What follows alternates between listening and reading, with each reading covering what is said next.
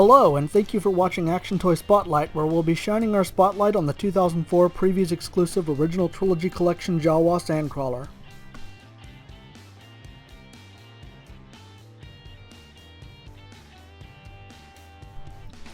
The Sandcrawler came with 3 figures. 2 Jawas in different sizes gave us some diversity in display, and an RA7 droid serves as the sole product for our Jawas to sell to their customers. Neither Jawa came with a gun, but if you have more Jawas, you probably have a few extras. The Sandcrawler doesn't have many action features, but it really doesn't need to. It's also more of a playset than a vehicle. It doesn't even have wheels, which is ironic given that this vehicle is a re-release of the vintage version, which not only was able to roll, but did so under remote control. A large panel on the left side gives us access to the main section of the interior. The inside is rather plain, but you can dress it up with some partially completed Droid Factory figures and parts to make it look like the crowded junk pile we saw in the film. The panel itself provides storage for a ladder that can be attached at the bottom of the panel to allow figures to enter the Sandcrawler. Its earlier life as a remote-controlled vehicle gives us a hidden feature. Sliding the battery panel back reveals a compartment where we can store Droid Factory parts as spare parts the Jawas might use to keep droids operating long enough to complete the sale. Customizers might even be able to turn this into an engine bay, allowing it to appear that the Jawas are repairing the Sandcrawler. 2 small sets of stairs provide figures with access to the command area, which collectors can access by lifting up the top panel. Again, it's very plain. The vintage version had various computer decals in the command area, and I suppose if you have computer decals from other toys, or if you can print your own decals, you can make this area look a little nicer.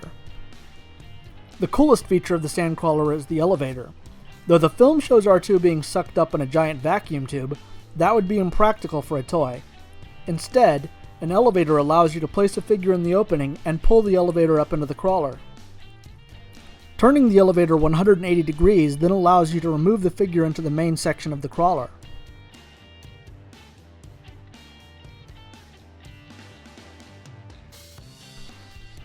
While there are not many features, I like the Sandcrawler a lot for one simple reason.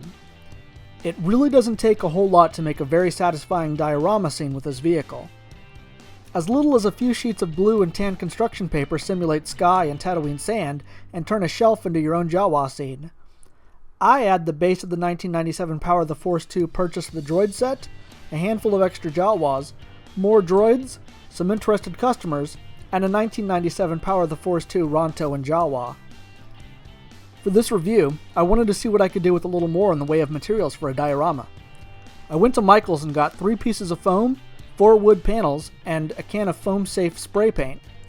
Not many minutes later, I had something akin to the slave quarters of Mos Espa. I'd still want to weather it, but for now this was sufficient. A drawback to this toy is that it's not very large. The Jawa Sandcrawler is supposed to be huge, and this just isn't. I tend to think of it as being a different Sandcrawler, a smaller Sandcrawler. That works for me as I have little interest in depicting exact scenes from the film. If you use your imagination, and you aren't too serious about recreating exact scenes, you can seriously enjoy this toy.